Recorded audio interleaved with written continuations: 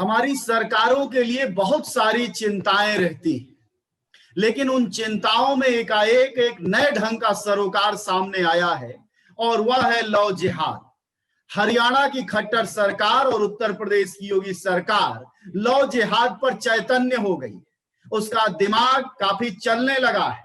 हालांकि ये दोनों प्रदेश बेकारी से लेकर तमाम तरह की आपराधिक समस्याओं के साथ जड़मूल से ग्रसित है, लेकिन उन सरकारों पर इस पर तो ध्यान नहीं है, लेकिन उसका इंटरेस्ट लव जिहाद में हो गया है।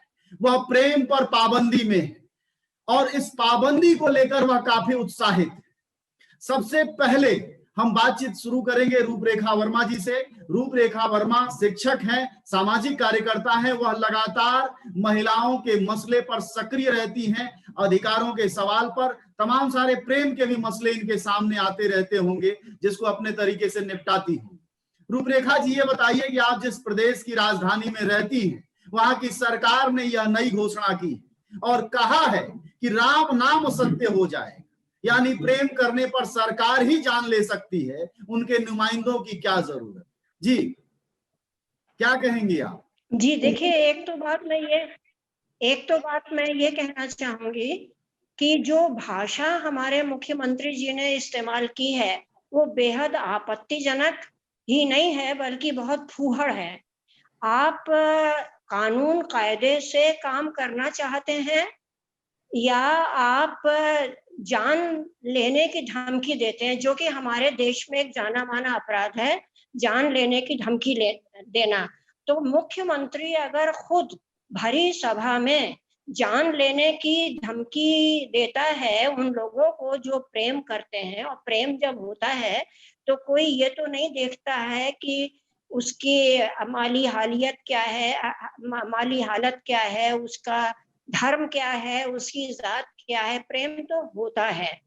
और प्रेम के बारे में जो इतने कसीदे पढ़े गए हैं हमारी संस्कृति में, हमारी संस्कृति में प्रेम एक बहुत बड़ा गुण रहा है। और कोई देवी देवता ऐसे नहीं है, हिंदू देवी देवता, जिन्होंने विवाह से पहले प्रेम ना किया हो और विवाह के बाद भी जिन्होंने प्रेम ना किया हो। तो जो लोग संस्कृति की रक्षा करने का दावा करते हैं, जो लोग अपने आप को भारतीय संस्कृति का ठेकेदार डिक्लेयर करते हैं रोजाना, और भारतीय संस्कृति के नाम पे पता नहीं कितने निरीह लोगों पर अत्याचार करते हैं, वो भारतीय संस्कृति में प्रेम की महिमा नहीं जानते। उन्होंने ना कुछ पढ़ा है ना कुछ गुना है। और जिस केस को लेकर के, कानपुर के जिस केस को लेकर के ये बात उड़ी, इसको हवा दी गई, उस केस में सब स्पष्ट हो चुका है। लड़की ने एक बार नहीं कई बार ये वाली गवाही दी है कि कोई भी जोर जबरदस्ती नहीं हुई मेरे ऊपर, ना धर्म परिवर्तन की, ना ही शादी करने की। पूरी तरह ये मेरी इच्छा से हुआ है और मैंने धर्म भी अपनी इच्छा से परिवर्तित किया है। तो सवाल ये है कि जहां पर गरीबी इतना बड़ा मुंह बाए खड़ी हो, जहां पर रोज एक नहीं बल्कि 3-4 केसेस न सिर्फ बलात्कार के बल्कि बलात्कार के साथ वहशियत के आ रहे हों, जिस देश में रोजगार बिल्कुल खत्म हो गए हों, जिस देश में न पानी सही मिला है, न हमें हवा सही मिली है। लखनऊ देश के सबसे पोल्यूटेड शहर के रूप में कई दिनों से आ रहा है। उस उत्तर प्रदेश में जो चिंता है हमारी सरकार की, वो प्रेमियों को प्रेम करने से रोकने की है। ये ना केवल एक माहौल की बात है, बेहद दर्दनाक चीज है। इतनी बड़ी वहशियत सरकार खुद लाद रही है लोगों के ऊपर, तो इस सरकार से हमें छुटकारा पाना है। हम लोग बातचीत वीएन राय के पास आएंगे, समाज और सुरक्षा पर बात करेंगे और पुलिस पर। उससे पहले हमारे साथ शायर हैं, वैज्ञानिक गौहर रजा जी हैं।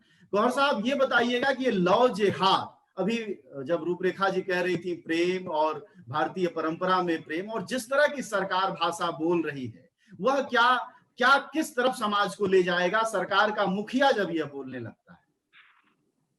मेरा मानना यह है कि जितने जिहाद मैं जानता हूं उन सब में अगर किसी जिहाद को मैं जायज मानता हूं, सही मानता हूं, तो वो लव जिहाद है। सारी दुनिया के नौजवानों को मेरे ख्याल में सारे और जिहाद छोड़ करके सिर्फ लव जिहाद ही करना चाहिए। और इसमें हिंदू, मुसलमान, सिख, ईसाई की कोई कैद नहीं है, हर एक को लव जिहाद करना चाहिए। इश्क इंसान का एक फितरी काम है, एक सामाजिक अच्छाई और खूबसूरती है, जिसके कसीदे सारे के सारे लिटरेचर में पढ़े गए। लेकिन ये बात बहुत साफ है कि वो लोग, और मैं बहुत क्लियरली ये बात लगातार कहता रहा हूं और फिर कहना चाहता हूं, कि ये लोग जो हैं 90 साल से आरएसएस के फैलाए हुए जहर में पले हुए लोग हैं। आरएसएस जिसका ताल्लुक सीधे जर्मन की और इटली की फैशिस्ट हुकूमतों के साथ रहा है। और अगर हम हिस्ट्री देखें उठा करके, तो ये कोई नई बात नहीं कह रहे हैं। ये वही कह रहे हैं जो कि जर्मनी में हिटलर ने यहूदियों के साथ कहा था कि हम उनको शादी नहीं करने देंगे किसी प्योर नस्ल वाले जर्मन के साथ। ये वही लोग हैं जिन्होंने साउथ अफ्रीका के अंदर हिंदुस्तानियों की गोरों के साथ शादी मना की, गोरों की कालों के साथ शादी मना की, और यहां तक किया कि एक शायर को अपने मुल्क से निकाल करके, ब्राइटन बाख जो सफेद रंग का नस्ल का शायर था, उसको इसलिए निकाल दिया गया था कि उसकी बीवी किसी और देश की थी, वो वियतनाम की थी। और जब वो आया अपने देश में, तो बीवी को इसलिए अलग जगह रुकना पड़ा कि अगर वो दोनों साथ रहते तो उनको कैद कर दिया जाता।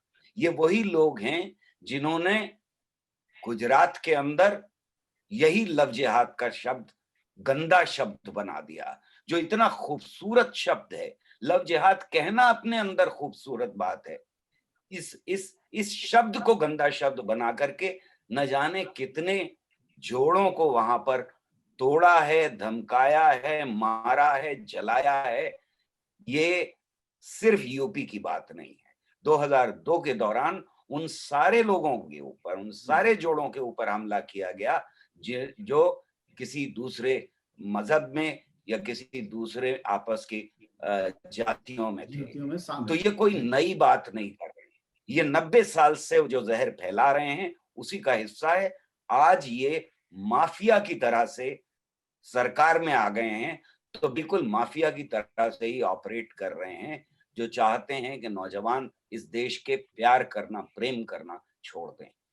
अगर एक दूसरे के मजहब से मिलते हैं कि इस बात को थोड़ा और आगे बढ़ाते हैं। एक सरकार जिसका की कंसर्न समाज की व्यवस्था से है, उसको बनाए रखने में। राय साहब हमें बताइएगा, वीएन राय हमारे साथ हैं, पूर्व आईपीएस हैं और सामाजिक कंसर्न रखते हैं। किसी सरकार का प्रेम में क्या इंटरेस्ट हो सकता है? अमीरी, भुखमरी, शिक्षा, स्वास्थ्य, यातायात को छोड़कर एकाएक वह मोहब्बत में, और वह भी हिंदू मुसलमान जोड़ों की मोहब्बत में, उसका क्या इंटरेस्ट है? इससे कौन सी समाज की व्यवस्था दुरुस्त होती?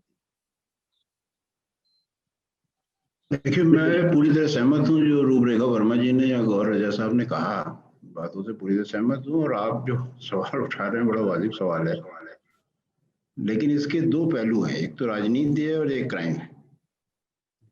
अब ये कि वो अपनी राजनीति को क्राइम के माध्यम से प्रोजेक्ट करना चाहते हैं, मतलब आपके ऊपर एक क्राइम का ठप्पा लगा करके वो अपनी राजनीति चलाना चाहते हैं। राजनीति में कुछ बुनियादी चीजें होती हैं जो आरएसएस और बीजेपी की राजनीति है। उस राजनीति में मुस्लिम द्वेष और स्त्री द्वेष ये सम्मिलित है, शुरू से सम्मिलित है, इसको वो छोड़ नहीं सकते। स्त्री द्वेष और मुस्लिम को, हाँ, तो अब ये दोनों चीजें यहाँ पे मिल जाती हैं। लव जिहाद में मुस्लिम द्वेष और स्त्री द्वेष दोनों मिल जाते हैं। अगर उनको वास्तव में इसी से प्रॉब्लम होती, प्रेम से ही खाली प्रॉब्लम होती, या अगर प्रॉब्लम नहीं होती, तो हिंदुओं में ही खाप हत्याएं हो रही, रोज हो रही हैं। हरियाणा तो खाप हत्याओं के लिए मशहूर है, जाटों में तो या जो रूरल एरियाज में खाप हत्याएं बड़ी कॉमन है। दहेज हत्याएं और ये तमाम तरह की और चीजें होती रहती हैं। इन पे आप खाक हत्याओं पे तो आपने कभी नहीं कहा हम कोई कानून बनाएंगे और इसको अलग से बना करके रोकेंगे। तो आपने कहा जो सामान्य कानून है उसी से हम कर लेंगे। तो क्रिमिनल का ठप्पा लगाना जरूरी है। इनको समस्या प्रेम से नहीं, प्रेम तो वो निपट लेंगे, उनको समस्या अपनी राजनीति से। और राजनीति तो जो बेसिक बुनियाद है वो तो बदलती नहीं है। अब कोई एक इशू मान लो उनका राम मंदिर का खत्म हो गया, 3 तलाक का खत्म हो गया, 370 खत्म हो गया, तो कोई इशू तो चाहिए जिसके जरिए कि वो स्त्री द्वेष की और मुस्लिम द्वेष की राजनीति कर सके। ये हमें समझना चाहिए। अब वो जब क्राइम की बात करते हैं तो वो ये नहीं कहते कि हम प्रेम के खिलाफ हैं या इनकी शादी के खिलाफ हैं या हिंदू मुसलमान शादी के खिलाफ हैं या अंतरजातीय विवाह के खिलाफ, ये वो कहते नहीं है। वो ये कहते हैं कि साहब ये शादी करके धर्म परिवर्तन जबरदस्ती कराया जाता है, ये संविधान और कानून के खिलाफ है, इसलिए हम खिलाफ हैं। अब इस पॉइंट को हमें समझने की जरूरत है। वो हर धर्म परिवर्तन को ये मानते हैं कि साहब हर शादी को ये मानते हैं कि इसमें धर्म परिवर्तन हो रहा है, मुस्लिम मेल होता है तो धर्म परिवर्तन होता है। नहीं, लेकिन एक सर मुख्यमंत्री राम नाम सत्य हो जाएगा, ये कैसे बोल सकता है? उसके लिए जेल है, उसके लिए मुकदमे हैं, कानून है। राम नाम सत्य का क्या मतलब? तो क्रिमिनल इंटिमिडेशन, जैसा कि रूपरेखा वर्मा जी ने कहा कि क्रिमिनल इंटिमिडेशन तो एक अपने आप में एक क्राइम है।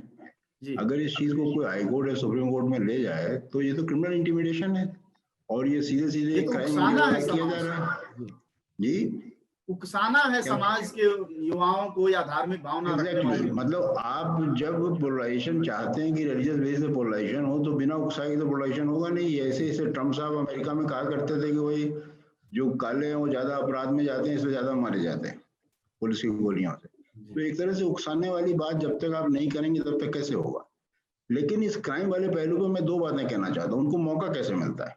हम पाते हैं कि मुस्लिम शादियों में जो मुस्लिम मेल होते हैं तो इनवेरिएबली धर्म परिवर्तन होता है, इसका कोई लेना देना नहीं है। जो लड़की धर्म परिवर्तन कर रही है उसको शादी में इंटरेस्ट है, आप धर्म परिवर्तन करके शादी कर लीजिए, बिना परिवर्तन करके शादी कर लीजिए, उसको कोई फर्क नहीं पड़ता। इस चीज को बहुत ही सीरियसली मुस्लिम कम्युनिटी को सोचना चाहिए कि ये जो धर्म परिवर्तन का जो एक शर्त है इसको हम कैसे बाईपास करें। इस सिविल मैरिजेस से बाईपास हो सकती है, आप सिविल मैरिज कर लीजिए, आप भी अपने धर्म में रहिए, आप भी अपने धर्म में रहिए, अंदर खाने जो भी करना चाहिए करिए। क्योंकि ऐसा तो है नहीं कि कोई मुझे बाकायदा एजुकेट किया गया, मेरी इन्फॉर्म चॉइस थी, मुझे महीनों बताया गया भाई कि ये धर्म और ये धर्म और ये धर्म में आपकी चॉइस किया और मैंने धर्म परिवर्तन किया। हम सब जानते हैं प्रैक्टिकली ये होता है कि मोहब्बत के लिए शादी होती है, धर्म परिवर्तन उसके साथ एक शर्त होता है और उस शर्त को भी हम पूरा करना चाहते हैं। तो इस पॉइंट में मैं कहूंगा कि थोड़ा सा हमें इनको मौका न देने के लिए इस बात को थोड़ा सीरियसली सोचना चाहिए। जी, रूपरेखा जी जो राय साहब बात कर रहे हैं, वीएन राय साहब जो बात कह रहे हैं उस बात इसे खत्म कर लूं। जी मैं इसे ये खत्म करना चाहता हूँ कि इनकी सीरियसनेस हम सिर्फ इसी से सोच सकते हैं कि जो हरियाणा के गृह मंत्री साहब हैं जो कह रहे हैं कि लव जिहाद का हम कानून बनाएंगे और तब से बनाएंगे जब से हरियाणा बना हुआ है, तो ये स्वयं राम रहीम के चरणों में बैठा करते थे जाकर। इनकी फोटोज है चरणों में बैठने की। और क्यों बैठते थे? क्योंकि मुख्यमंत्री बनने के लिए उनको उनकी सिफारिश की जरूरत थी। और ये राम रहीम है जो बलात्कार की सजा काट चुके। इन्होंने एक बार भी ये कानून बनाने की बात नहीं की कि जो ये बाबाओं के चक्कर में लड़कियों को फंसा करके बलात्कार होता है उसके खिलाफ भी कानून बना देते हैं। अगर बनाना ही था इनको लड़कियों की सुरक्षा की बात थी। मैं सिर्फ ये कहना चाहता हूँ। जी रूपरेखा जी एक महत्वपूर्ण बात कह रहे थे राय साहब, आपने सुना होगा। जी जी जी मैं ये कहना चाहती हूँ, सुनाई मेरी आवाज आ रही है? बिल्कुल बिल्कुल जी। देखिए, एक तो मैं बहुत पूरी तरह सहमत नहीं हूँ विकास जी से कि उन्हें प्रेम से परहेज नहीं है और वो तो केवल एक वो हिंदू मुस्लिम वाली, ये बात कुछ अंशों तक तो सही है कि मुस्लिम टारगेट पे हैं, फिर क्रिश्चियंस भी टारगेट में हैं और बौद्ध ना समझे कि वो टारगेट में नहीं होंगे। बारी सबकी आनी है, मैं ये कहना चाहती हूँ। कोई भी सेफ नहीं है। पहले वो एक कौम से निपटना चाहते हैं, जब उन्हें जरूरत होगी तो वो हर एक के ऊपर सवाल उठाएंगे, सिवाय सवर्ण हिंदू के। हाथरस में क्या हुआ? जो दलित और ठाकुर का वहां पे जो टकराव था, वहां पे खुलेआम उनका एमएलसी जाकर के ठाकुरों की मीटिंग करता रहा, कहता रहा कि हम आरोपितों को पकड़ने देंगे ही नहीं।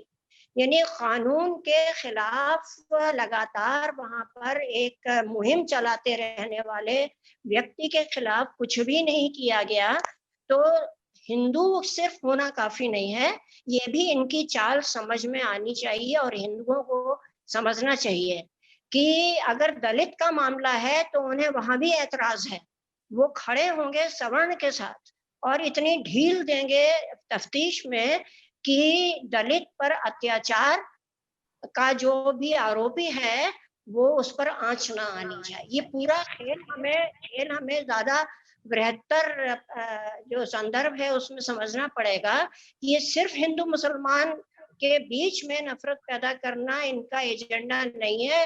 प्रायोरिटी नंबर 1 जरूर है, लेकिन नंबर सबका आना है। बहुत गया में हमें भूलना नहीं चाहिए कि एक दूसरी बात कह रहे थे, वो ये कि क्या जैसे शादियों में जैसे प्रेम किया, फिर एक हिंदू है एक मुस्लिम है, शादी करने के बाद, गौहर सर जरा सुनिएगा, शादी करने के बाद जो शादी का रिवाज है या धर्म परिवर्तन है, उसकी जगह अदालतों की शादियां या सिविल शादियां, क्या कुछ इस तरह की चीजें ये जो कट्टरपंथ है इसको कम करेंगी या सिर्फ भ्रम साबित?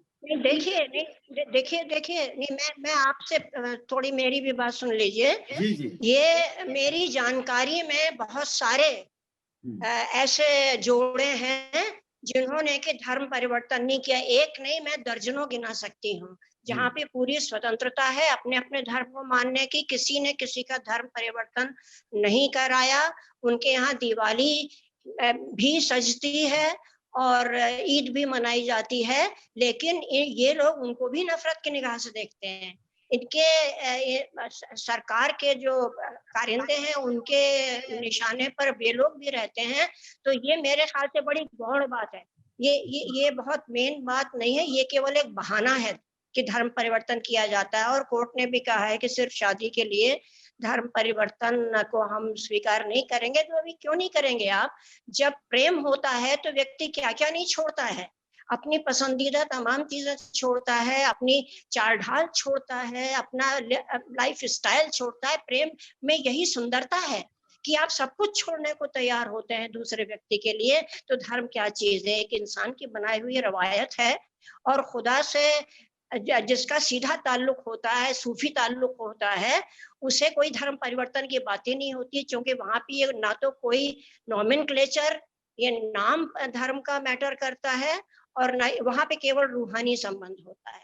तो धर्म परिवर्तन की बात केवल एक बहाना है, प्रेम की दुश्मनी ही मुख्य दुश्मनी है। मैं तो ये कहना चाहूंगी, इन लोगों को प्रेम करने की आजादी। और हमें ये नहीं भूलना चाहिए कि एक दौर यूपी में आ चुका है और दूसरे प्रांतों में भी आ चुका है, जबकि सिर्फ एक लड़का और लड़की अगर किताबें भी लेकर के सीढ़ी पर बैठे हैं, रेस्टोरेंट में बैठे हैं, तो इन्होंने उनको खींच खींच के मारा है। वहां तो कोई धर्म की बात नहीं थी, तमाम हिंदू जोड़े भी थे, सवर्ण जोड़े भी थे, उनको भी खींच खींच के बेइज्जत किया है, उठक बैठक लगवाई है, किसी का सिर मुड़वा दिया है। तो मुझे तो ये लगता है कि ये प्रेम के ही दुश्मन है, इश्क के ही दुश्मन है, और जो जीवन की सबसे बड़ी चीज है उस पर ही आंच लगती है। जी, प्रेम के खिलाफ सर, प्रेम है मतलब अपने आप में बगावत है, जिसको आप जिहाद कहते हैं। क्या यह सरकार बुनियादी तौर पर जो काम बजरंग दल या ये राम सेना या दूसरे लोग कर रहे थे, उसी का क्या यह फार्मूलेशन करने जा रही है सरकार? क्योंकि बुनियादी तौर पर सरकार प्रेम के विरुद्ध रही है, और जो इनके साथ रहे हैं खासकर उत्तर प्रदेश में रोकने का, तो क्या आप मानते हैं कि यह जो है एक तरह का सूत्रीकरण, मतलब नीतिगत कर दिया जाना है प्रेम को लेकर, और पवित्रता की जो आग्रह है पवित्रता का, उसको सरकार थोड़ा सा नियमबद्ध करना चाहती?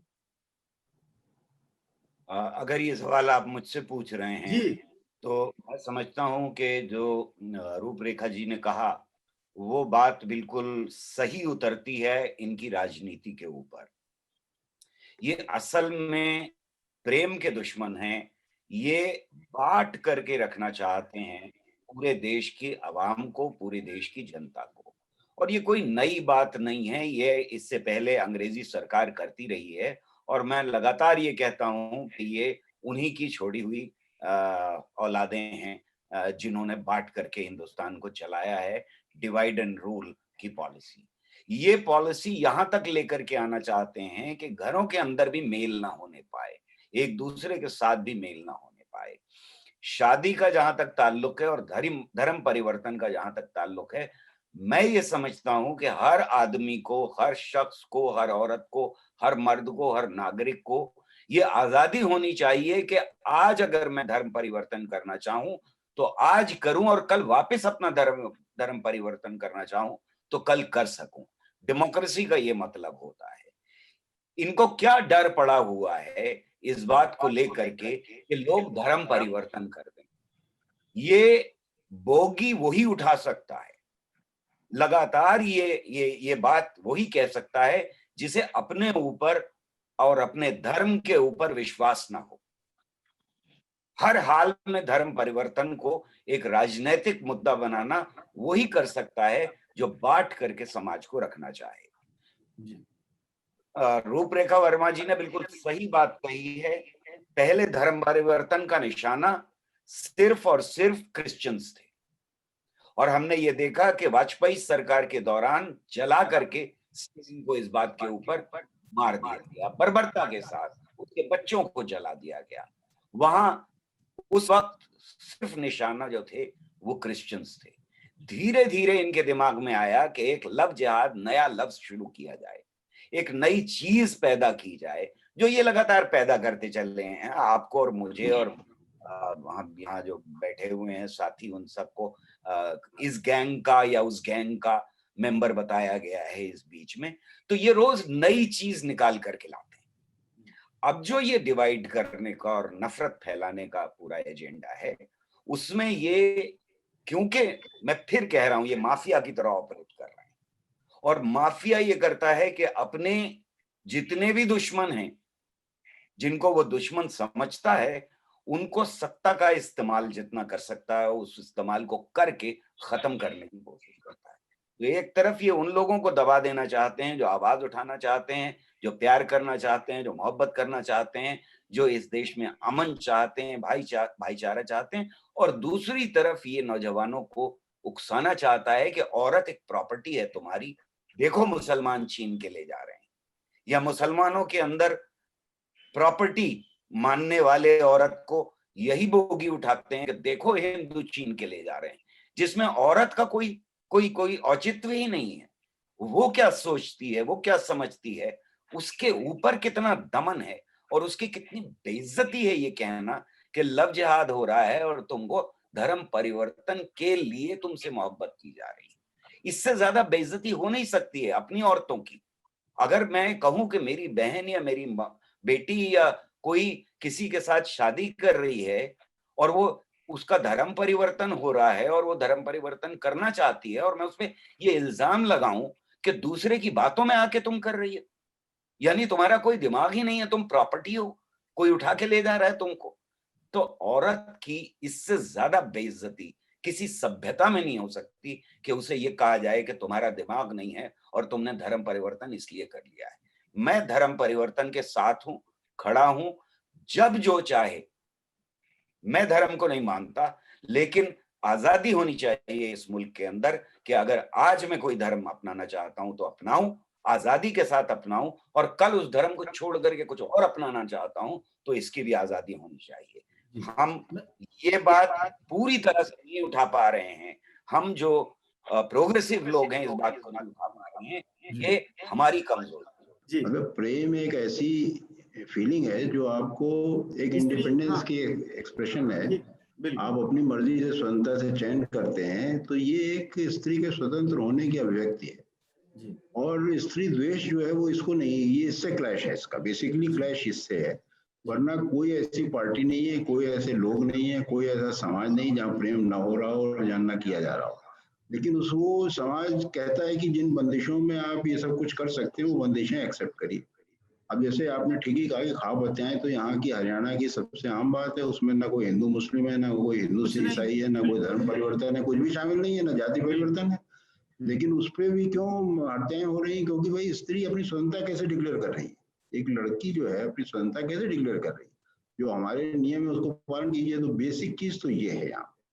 और चूंकि मेजॉरिटी उसके साथ जाती है, जैसे अभी एक केस गोहाना का आपने भी कवर किया था जी, उस केस में क्या हुआ था? उस केस में भाई एक लड़की है एक लड़का है, वो आपस में प्रेम करते हैं, रात के समय मिल रहे हैं, दो सिपाही आते हैं, वो उस लड़की को जबरदस्ती छीन के रेप करना चाहते हैं, वो लड़का उनको बचाने के लिए चाकू मार के मार देता है वगैरह वगैरह। तो अब क्वेश्चन ये है कि साहब उसको लड़की के परिवार वाले भी शुरू में, लड़की के नहीं बल्कि लड़के के परिवार वालों ने कहा जी ठीक है, तो बदमाश था, ये क्यों वहां जा रहा था, ये लड़की के साथ ऐसे क्यों कर रहा था। लड़की के जो बाकी कास्ट वाले जो तमाम लोग थे उन्होंने कहा भाई लड़की भी क्या चरित्र है इसका, रात में मिलने गई थी लड़के से, अच्छा वो हमारी पकड़ी गई वगैरह वगैरह। तो एक समाज का चलन जो है स्त्री द्वेष का है, इसको हमें समझना चाहिए। और स्त्री द्वेष में जहाँ प्रेम फिट नहीं होता वहां वो अपोज करते हैं।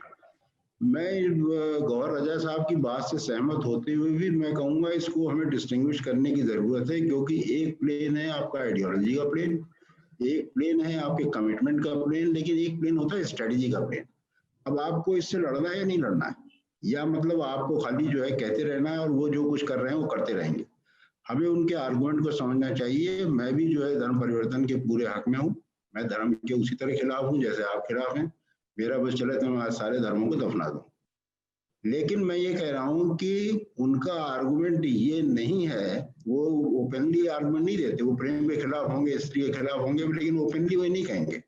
ओपनली वो कहेंगे हमको साथ जबरदस्ती धर्म परिवर्तन के खिलाफ। हमारी स्ट्रेटजी में जब तक हम ये बात नहीं लाएंगे कि साहब आपको, ये तो कहना बड़ा आसान है कि साहब लड़की अपनी मर्जी से धर्म परिवर्तन कर रही है, आप क्यों बीच में बोल रहे हैं? अरे साहब उसकी मर्जी उसी दिन क्यों हो रही जिस दिन उसकी शादी हो रही है, उससे पहले उसकी मर्जी क्यों नहीं हुई धर्म परिवर्तन की? कर लेती, पहले ही कर लेती। कोई इन्फॉर्म चॉइस नहीं है। आप एक इन्फॉर्म प्लेटफॉर्म बनाइए जहाँ बताया जाए तकनीकी बात तो है, ठीक बात जी।